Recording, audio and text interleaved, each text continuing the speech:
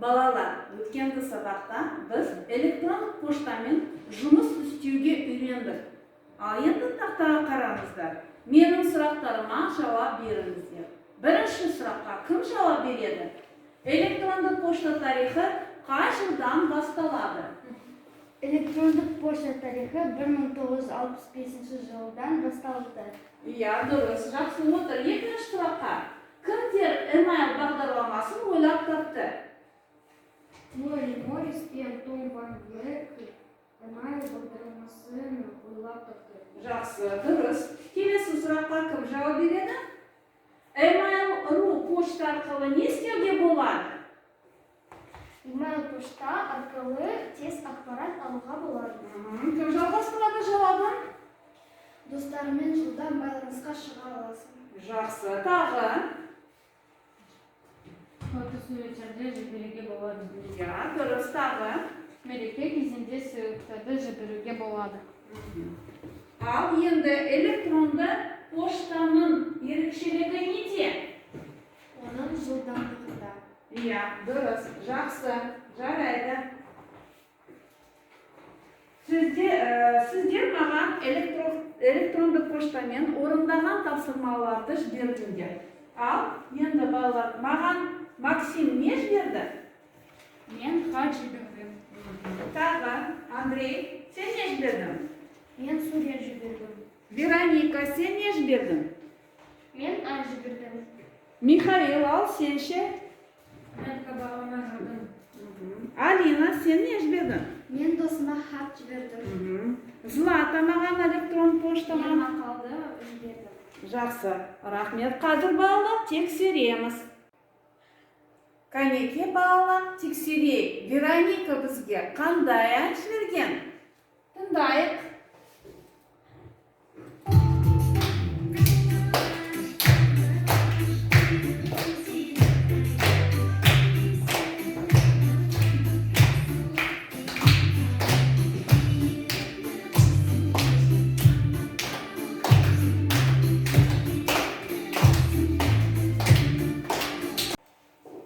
Алина, ал сен қандай маған орындаған тапсырманы жібердің?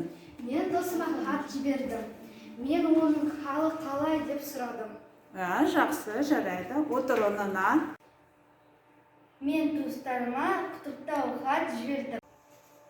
Балалар, денсаулық дегенде қандай ой келеді? Тақтаға барып жазыңдар. Денсаулық ол байлық.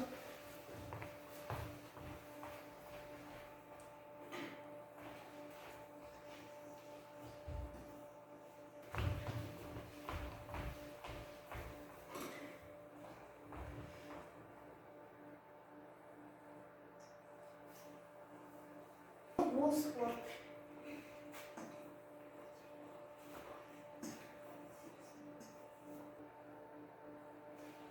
Денсаулық ол ұзақ өмір.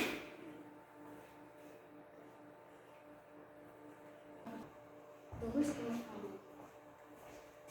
Тамақтану жазсын, тамақтану.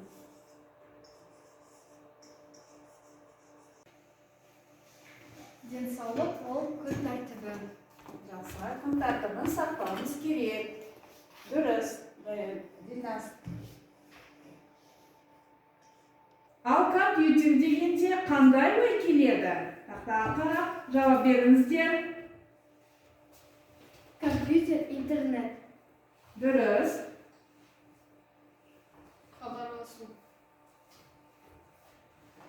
Қарым қатынас. Жақсы. Ақпарат. Жақсы. Әлемдік тұрақ.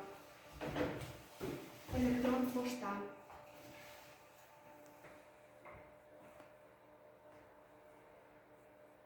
Денсаулық сақтау үшін не істеу керек балалар? Менің сұрағыма жауап беріңіздер. Күн тәртібін сақтау керек. Иә, жақсы, дұрыс жауабы. Сотпен сумен жуыну керек. Жақсы. Тексерейік. Келесі. Денсаулық пен компьютер деген екі сөзді не байланыстырады? Осы сұраққа жауап беру үшін сабақтың тақырыбына өтейік. Бүгінгі сабақтың тақырыбы көзіңді қорға. Мақсатымыз мәтіндегі негізгі ақпаратты анықтау, тақырыбы мен негізгі ойды анықтау, тірек сөздерді дұрыс қолдану, сөйлемдерді құрау. Мәтінге сәйкес жаңа сөздермен танысамыз. Енді жаңа сөздерді оқимыз. Қарау, Смотреть. қорғау, Защищать. алыс отыру, Сидеть далеко. ұзақ отырмау, Сидеть недолго. тінтуір, Оптическая мышь. көзілдірік, Очки. демалу, Отдыхать. зиян, Вредно. ереже, Правильно. ғаламтор, Интернет. қорғаушы, Защитнички. көз жанары. Спасает глаза. Балалар, енді осы сөздерді компьютерді ашып, көшіріп жазыңдар.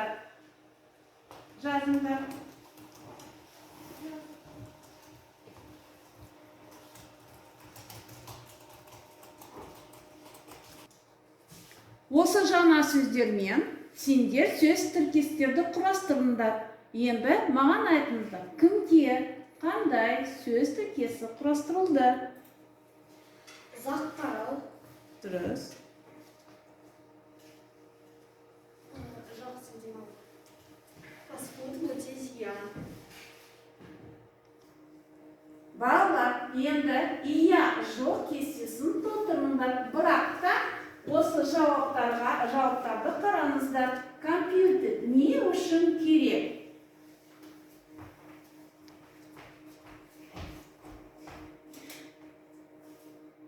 Компьютер оқу үшін керек.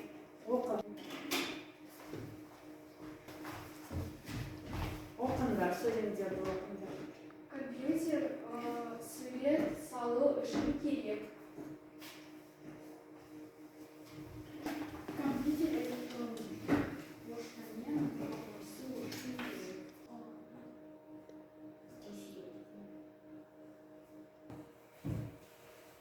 Балалар, енді демалайық, біз көп жұмыс істедік.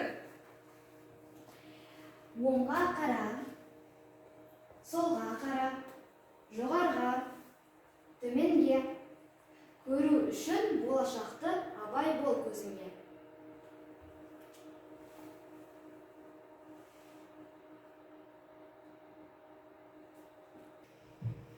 Компьютердің денсаулыққа әсері мол, әсіресе көздің көруін нашарлатады. Көзді қорғау үшін компьютермен жұмыс істеу ережесін білу қажет. Енді компьютермен жұмыс істеу ережесін білу үшін мәтінмен танысамыз. Ал енді балалар, құлақ қалтпаны алыңдар, кейінде берілген мәтінді тауып тыңдаңыздар. Берілген мәтінді тауып тыңдаңыздар.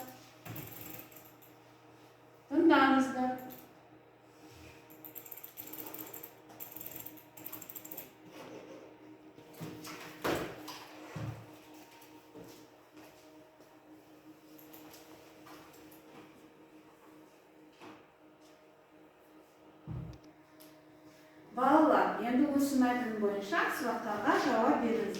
Алина сұрақтарды қояды. Злата, саған сұрақ. Компьютерде балаларға неше сағат жұмыс жасауға болады? Компьютерде балаларға 2 сағат жұмыс жасауға болады. Михаил, саған сұрақ. Компьютерден неше метр алыс отыру қажет? Жарты минуты сайын ұзағы жасаған жол. Дұрыс. Дәмин, саған сұрақ. Компьютерде отырғанда неше минут сайын үзіліс жасаған жөн? Компьютерде отырғанда 15 минут сайын үзіліс жасаған жөн. Дұрыс. Дильназ, саған сұрақ. Жаттығу жасау қажет пе? Иә, жаттығу жасау қажет. Дұрыс. Компьютердің Компьютердің алдында тамақ ішуге бола ма? Компьютердің алдында тамақ ішуге болмайды. жақсы. Дұрыс жауап бердіңдер, отырыңдар. Балалар, келесі тапсырма сіздерге 76 беттен 10-шы тапсырма сіздерге керекті сөздерді жазуымыз керек. Тапсырмаларды орындаңдар.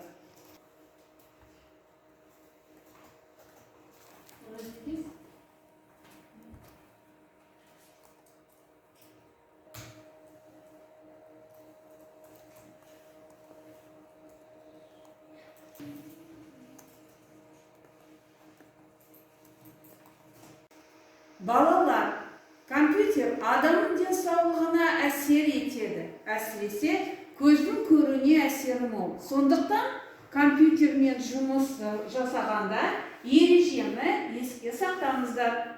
Сонымен компьютермен жұмыс жасау ережесін қайталайық. Балалар, тақтаға қараңыздар.